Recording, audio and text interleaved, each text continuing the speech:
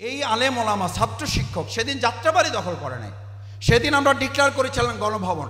আজকে সেই যাত্রাবাড়ি উদ্ধার করা, সেই বিএনএস ভবন উত্তরার উদ্ধার করা, সেখানকার বিজয় ঘোষণা করা ছাত্রদেরকে জুলাই সনদে রাখা হবে না। সেই জুলাই সনদ এই বাংলাদেশের মানুষটা একজন মানুষ এটা বিশ্বাস করে না।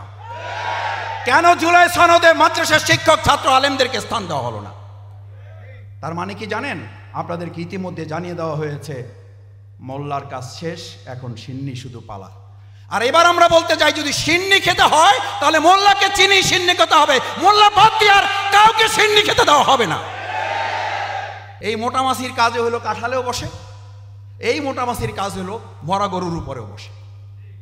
কখন মোটা এই মাছিটা আপনার এই কাঁঠালের উপরে বসে আর কখন মরা গরুর উপরে বসে, মরগরুর উপরে বসে, এই বোধ শক্তিদের আলেমরা আমরা কেউ আবার ভুলে যাই, তাহলে শেখ হাসিনার সাথে বাইতুল মোকাররমের ইমাম যেমন পালিয়েছে, ভবিষ্যতেও সেই তথাকথিত আলেমদেরকে আবার রাস্তা খুঁজতে হবে পালাবার। আমি বিশ্বাস করি আজকের সেমিনারের সেই বোধ শক্তি উপলব্ধি এখান থেকে আমাদেরকে নিয়ে যেতে হবে।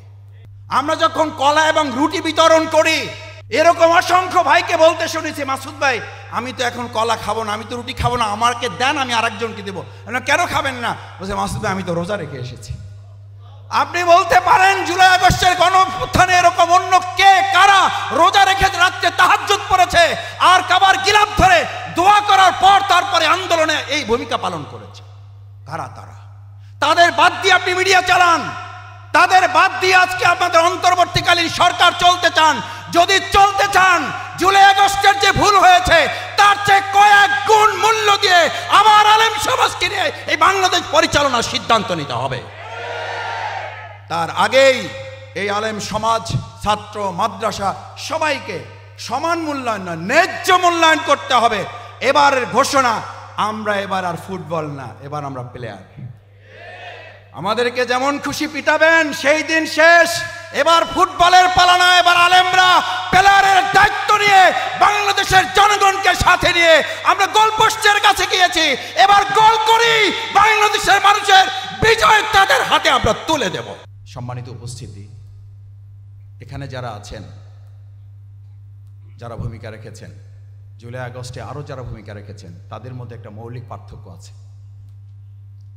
জুলাই আগস্টের গণ আন্দোলনে কেউ রক্ত দিয়েছেন, ঘাম দেন নাই। কেউ ঘাম দিয়েছেন, রক্ত দেন নাই। কেউ ঘাম রক্ত দুটোই দিয়েছেন, চোখের পানি দেন নাই। কেউ এমন আছেন, রক্ত দিয়েছেন, ঘাম দিয়েছেন, চোখের পানি দিয়েছেন, দিনের বেলায় অশ্বর হয়েছিলেন, রাত্রিবেলার জায়নামাজে দরবেশগিরির দায়িত্ব পালন করে রুহবান আল্লাইল এবং ফুরসান আন নাহারের সমন্বিত উদ্যোগ যারা নিয়েছেন তারা হচ্ছেন এখানকার আজকের উপস্থিতি। সুতরাং এই দৃষ্টিভঙ্গিটি কিন্তু আমাদের খুব স্বাভাবিক ভেবে নিলে হবে না। আমাদের চরম প্রতিপক্ষ, এমনকি শেখ হাসিনা নিজেও 4 তারিখে যাদের নিয়ে বসেছিল তাদের কাছে শেষ কথা বলেছিল, অবস্থা ভালো না, আপনারাও একটু আল্লাহর কাছে দোয়া করেন। মনে আছে আপনাদের? সেদিন তিনিও কিন্তু আপনাদের রাস্তা ধরেছিলেন, শেষ পর্যন্ত তিনিও আপনাদের পথে হেঁটেছেন, কিন্তু যতক্ষণে হেঁটেছেন ততক্ষণে আল্লাহ তাআলা তার জন্য রাস্তা বন্ধ করে দিয়েছেন। সেই জন্য আমি প্রায়ই বলি, মানুষ আল্লাহর পথে আসে, আল্লাহর কথা স্মরণ করে, কিন্তু যতক্ষণে আসে ততক্ষণে হয়তো তার কপাল থেকে হেদায়েতের শেষ নিশানাটুকু আল্লাহ তাআলা তুলে নেন। আসতে তো হয়, ওই যে আমরা বলি না, সোজা তো হন, মরার পরে হন। তো মরার পরেই যদি হবেন তাহলে মরার আগে হন না কেন? দ্বিতীয় কথা হচ্ছে, সম্মানিত উলামায়ে কেরাম, মাদ্রাসার শিক্ষক, আমার প্রিয় ছাত্রবৃন্দ, আমাদের ভূমিকা যদি আলোচনা করি তাহলে আমাদেরকে এবার সিদ্ধান্ত নিতে হবে। সেদিন আমরা যাত্রাবাড়ি থেকে কি সিদ্ধান্ত নিয়ে বলেছিলাম এবার আমরা বাইতুল মোকাররমে যাব না গণভবনে যাব? ও, এটা আপনাদের বুঝতে অসুবিধা হচ্ছে। সেদিন কোথায় সিদ্ধান্ত নিয়েছিলাম যে আমরা জাতীয় মসজিদ বাইতুল মোকাররমে যাব না গণভবন দখলে যাব? আমি খুব কেন বুঝতে পারি না আমি যে আলেমগণ আমরা এখনো কেন এটা বুঝতে পারছি না। সেদিন যদি গণভবন টার্গেট করি তাহলে আজকে সেদিনকার খেলোয়াড় হিসাবে আমরা এখনো কেন গণভবন টার্গেট করব না? এখনো কেন জাতীয় সংসদ ভবন টার্গেট করব না? এখনো কেন বঙ্গভবন আমরা টার্গেট করব না?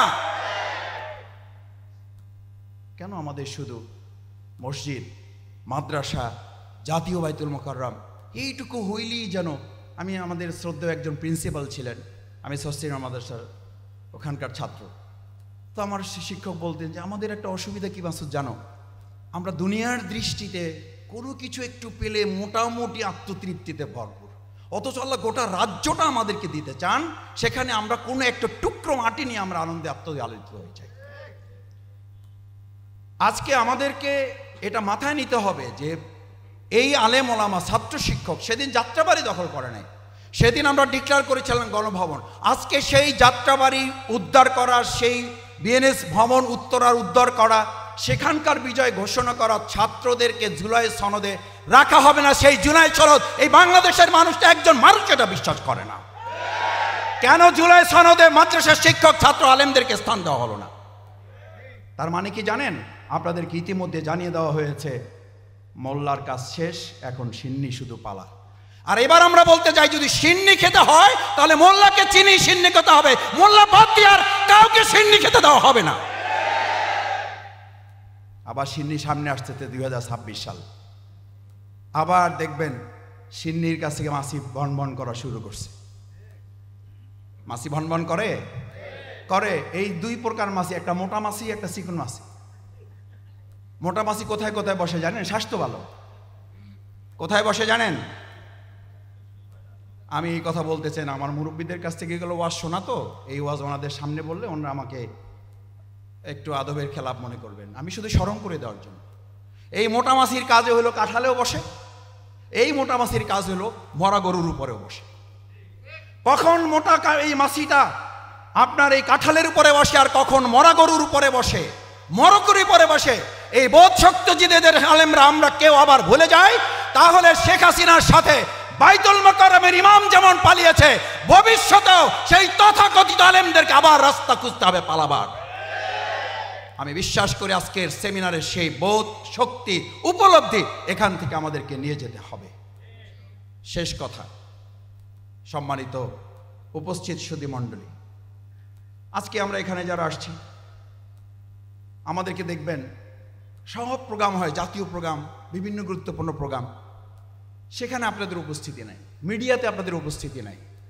মিডিয়া লম্বা লম্বা আলোচনা হয়, যারা এসি রুমে বসে এই ফেসবুকে এবং টিভি দেখে জুলাই আগস্টের ঘটনা বর্ণনা করে তারা ওখানকার গেস্ট, আর যারা রাস্তায় ঘাম ঝরিয়েছে, রক্ত ঝরিয়েছে, চোখের পানি ঝরিয়েছে, দিনের বেলা রোজা রেখেছে, আপনি বিশ্বাস করবেন না, আমরা যখন কলা এবং রুটি বিতরণ করি, এরকম অসংখ্য ভাইকে বলতে শুনেছি, মাসুদ ভাই আমি তো এখন কলা খাবো না, আমি তো রুটি খাবো না, আমাকে দেন, আমি আরেকজনকে দেবো। কেন খাবেন না? বলছে মাসুদ ভাই আমি তো রোজা রেখে এসেছি। আপনি বলতে পারেন জুলাই আগস্টের গণঅভ্যুত্থানে এরকম অন্য কে কারা রোজা রেখে রাত্রে তাহাজ্জুদ পড়েছে আর কাবার গিলাফ ধরে দোয়া করার পর তারপরে আন্দোলনে এই ভূমিকা পালন করেছে? কারা তারা? তাদের বাদ দিয়ে আপনি মিডিয়া চালান, তাদের বাদ দিয়ে আজকে আপনাদের অন্তর্বর্তীকালীন সরকার চলতে চান। যদি চলতে চান, জুলাই আগস্টের যে ভুল হয়েছে তার চেয়ে কয়েক গুণ মূল্য দিয়ে আবার আলেম সমাজকে নিয়ে এই বাংলাদেশ পরিচালনার সিদ্ধান্ত নিতে হবে। তার আগেই এই আলেম সমাজ, ছাত্র, মাদ্রাসা সবাইকে সমান মূল্যায়ন নয়, ন্যায্য মূল্যায়ন করতে হবে। এবারের ঘোষণা, আমরা এবার আর ফুটবল না, এবার আমরা প্লেয়ার। আমাদেরকে যেমন খুশি পিটাবেন, সেই দিন শেষ। এবার ফুটবলের পালা না, এবার আলেমরা প্লেয়ারের দায়িত্ব নিয়ে বাংলাদেশের জনগণকে সাথে নিয়ে আমরা গোলপোস্টের কাছে গিয়েছি, এবার গোল করি, বাংলাদেশের মানুষের বিজয় তাদের হাতে আমরা তুলে দেব। সেই প্রত্যাশা ব্যক্ত করে সেটার জন্য প্রস্তুতি গ্রহণ করার উদাত্ত আহ্বান জানিয়ে আমরা গোলপোস্টের কাছে গিয়ে যেন আর এটা না বলি আমরা সুন্দর দেখতে ফুটবল ভাই, যা পারেন করেন, মারেন আমাদের দিয়ে গোল দেন। এবার আমাদের দিয়ে গোল দিতে বলবো না, এবার বলবো আমরা গোল দিতে এসেছি, এবার আমরা গোল দেবো ইনশাআল্লাহ। আল্লাহ আমাদের কবুল করুন। আসসালামু আলাইকুম ওয়া রাহমাতুল্লাহি ওয়া বারাকাতুহু।